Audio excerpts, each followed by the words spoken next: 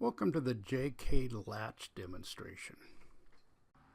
Let me show you what components we're going to use. So let's go back over here, and we're going to need a ground, and we're going to need a VCC,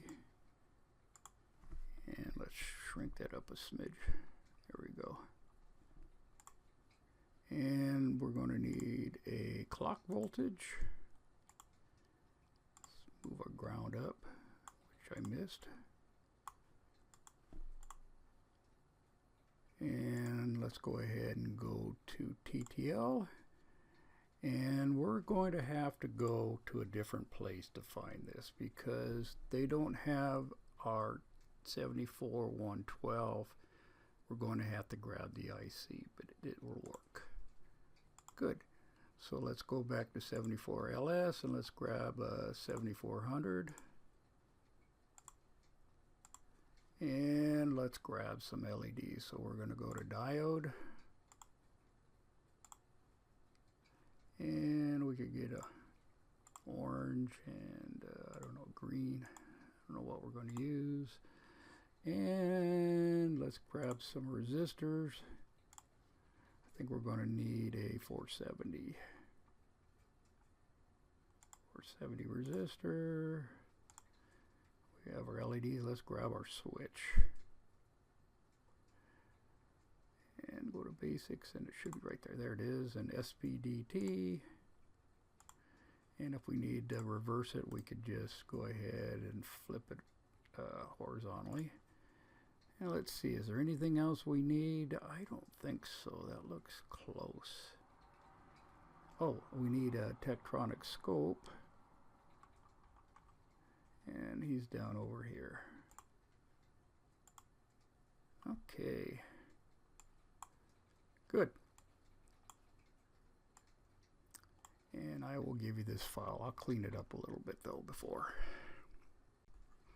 Here I have a completed multi-sim schematic with our JK latch. We're going to use a 74LS112, which is a negative edge, even though it shows on the schematic here that it's a positive edge, is actually a negative edge triggered JK latch. So I have switches here. I have P for preset and clear for C, and those both need to be high in order for it to operate normally. And up here I have J and I have a K switch. And over here's our D bounce. Since it's a negative edge, we're going to need to go from high to low, so the LED from on to off, in order to trigger this. So let's go ahead and try the space. So right now we're going to go high to low. No change. So it's low. So let's go ahead and do a J. So this guy should go high. So let's do a high to low, and we latched. Okay. So let's turn off our K and turn on our J. And now we're going to do a reset. So let's clock. Good. And let's do a toggle here. We're going to J and K high. So let's move our J high. And let's go ahead and clock it. And we should toggle every time it goes from high to low. It toggles and we get our output change. Okay, good. So let's go ahead and let's just go ahead and leave it on toggle. And let's do a clear. It's going to ignore those J and Ks and clear. So this should immediately turn off our LED, and it does. Okay, so let's shut down our J and K here. Good. Now let's do a preset P. So when we do that, it's going to go high. Okay, and the only time it's going to reset if I do a K and clock it. Let me see here. Whoops, we need to undo P. There we go. And we clock it, or we do a clear. Good, and that's pretty much our JK latch. Okay, what I've done here is I've taken our last multi-sim schematic and I have removed all of our switches and I replaced our D-bounce switch with a 5 kilohertz TTL function generator and added a Tektronix scope. And I've taken all of our JKs and our presets and our clears and the second set of JKs, tied them all high. So there's 2 JKs in here, 1 and 2. And I fed a clock into the first clock, and we're reading that on channel 1. And then I've taken the second channel and I've fed it into Q1. Q1 I fed into the second clock, and the green channel here is going to be coming out of our second Q. So we're going to do a divide by 4 here. We're going to ignore our clock and we're going to do a divide by 4. So let's start it. Open up our Tektronix, and as usual, let's spread out our time.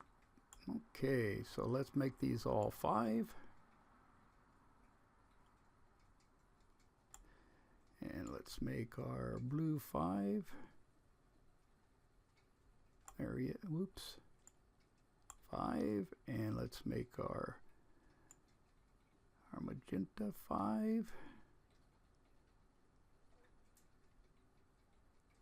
There we go. Good. So let's move up our yellow. Good. And let's move down our magenta. Oops. And we'll use a correct switch this time. Okay, good. All right. So what we're going to do is, let's spread it out a little bit. I want to have 2 guns. Okay, so let's go to trigger menu. And what the rule is always trigger on your slowest waveform. So we're going to go to the bottom one, which will be channel 3. And if it's touching, we should lock this in. If I move up to 2, we're going to lose the last channel. Okay, so this is actually the way I want it. So we're actually on a rising edge, which would be here in the center, which is allow us to look at this one, which is our low. And that's good. Okay, so let's go to single sequence. And let's go ahead and bring our cursor over.